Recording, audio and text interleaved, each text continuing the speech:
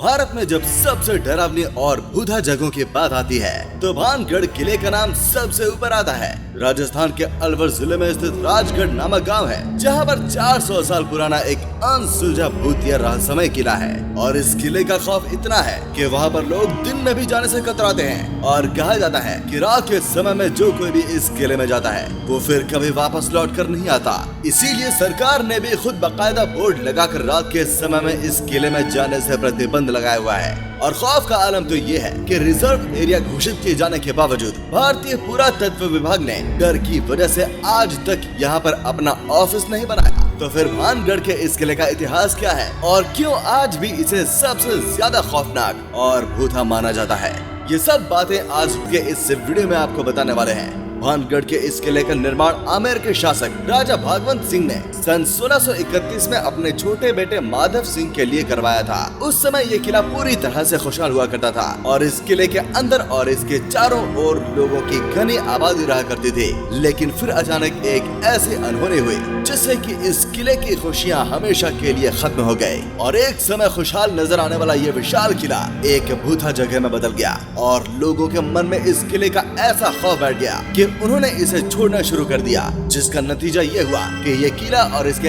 आसपास का इलाका पूरी तरह से वीरान हो गया। यहाँ तक कि आज भी ये किला सैकड़ों सालों से इसी तरह से वीरान पड़ा हुआ है, जो कि देखने में बेहद ही खौफनाक नजर आता है। इस किले के बारे में आज भी बताया जाता है कि किले से लोगों की चीखने, चिल्लाने, रोने और घुंघरू की रहस्यमय आवाजें आती हैं। साथ ही बहुत से लोग ये भी कहते हैं कि जो कोई भी इस किले में रात के समय गया है वो फिर कभी वापस लौटकर नहीं आया। यही वजह है कि दिन में भी बहुत कम लोग ही इस किले के अंदर जाने की हिम्मत कर पाते हैं। ऐसे में ये सवाल तो मन में जरूर आता होगा कि इस किले के साथ ऐसा क्या हुआ होगा कि किले को इस तरह से श्रापित और भूता माना जाने लगा। दरअसल इस किले के हॉन्टेड होने के पीछे लोगों द्वारा एक नहीं बल्कि कई अलग अलग कहानियां बताई जाती हैं। लेकिन उन सभी में सबसे फेमस, जिस पर लोगों द्वारा सबसे ज्यादा भरोसा किया जाता है, वो है राजकुमारी रत्नावती की कहानी। कहा जाता है कि जब इस किले पर राज परिवार का शासन था तब इसमें रत्नावती नाम की बेहद खूबसूरत राजकुमारी रहा करती थी और उनकी खूबसूरती की चर्चाएं दूर दूर तक हुआ करती थी। उनकी सुंदरता की वजह से ही बहुत से लोग अलग अलग रियासतों के राजकुमार उनसे शादी करने की इच्छा रखते थे, जिसके चलते अक्सर ही राजकुमारी रत्नावती के लिए शादी के प्रस्ताव आते ही रहते थे। लेकिन राजकुमारी ने तब तक किसी के भी प्रस्ताव को स्वीकार नहीं किया। और जब राजकुमारी रत्नावती की उम्र 18 साल थी तब एक बार राजकुमारी अपने कुछ सहेलियों के साथ खरीदारी के लिए बाजार गई हुई थी और बाजार में वो इत्र की दुकान पर रुककर अपने लिए इत्र खरीदने लगी। इतने में उस दुकान से कुछ दूरी पर खड़े सिंगिया सेवरा नाम के व्यक्ति की नजर राजकुमारी पर पड़ी। सिंगिया सेवरा उसी राज्य का रहने वाला और काले जादू का बड़ा जानकार था। राजकुमारी रत्नावती की सुंदरता को सिर्फ एक नजर में देखते ही सिंगिया उन पर पूरी तरह से फिदा हो गया और टकटकी लगाए राजकुमारी को घूरता रहा। और उसी पल उसने अपने मन में यह तय कर लिया कि वो राजकुमारी को किसी भी कीमत पर एक बार हासिल करके रहेगा, क्योंकि वो तंत्र मंत्र और काला जादू जानता था। इसीलिए उसने राजकुमारी के पसंद किए हुए इत्र की बोतल में एक बोतल चुपके से उठाई और उस बोतल पर कुछ तंत्र मंत्र करके उसे धीरे से वापस उसी स्थान पर रख दिया।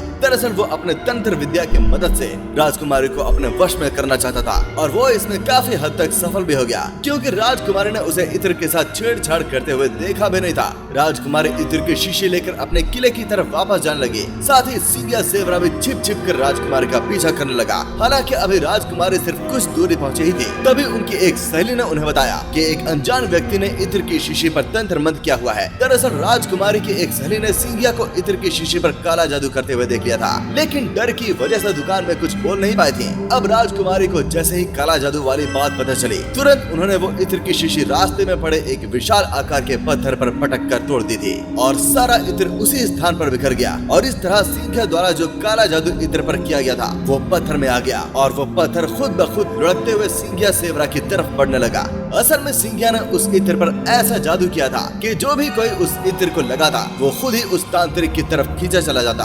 और चूंकि वो इत्र पत्थर पर लगा था इसीलिए वो पत्थर तेजी से उसकी तरफ बढ़ने लगा और पत्थर ने लुढ़कते हुए उस तांत्रिक सिंगिया को कुचल दिया, जिससे कि उसकी मौत हो गई। लेकिन मरने से पहले सिंगिया सेवरा ने यह श्राप दे दिया कि राजकुमारी समेत इस किले में रहने वाले सभी लोग जल्द ही एक दर्दनाक मौत मरेंगे और उनकी आत्माएं हमेशा के लिए इस किले में भटकती रहेंगे। इस हादसे के कुछ ही समय बाद भानगढ़ और उसके करीबी राज्य अजबगढ़ के बीच भयंकर युद्ध छिड़ गया और इस युद्ध के चलते अजबगढ़ की शक्तिशाली सेना भानगढ़ के किले में घुस गई और किले में मौजूद हर एक पुरुष, महिला और यहाँ तक के बच्चों को भी मौत के घाट उतार दिया गया, जिसमें राजकुमारी रत्नावती भी नहीं बच पाई। और कहा जाता है कि इस खौफनाक हादसे के बाद से ही ये किला शापित हो गया था और उस नरसंहार में मारे गए मासूम लोगों की आत्माएं रूह बनकर किले के अंदर आज भी भटकती रहती हैं।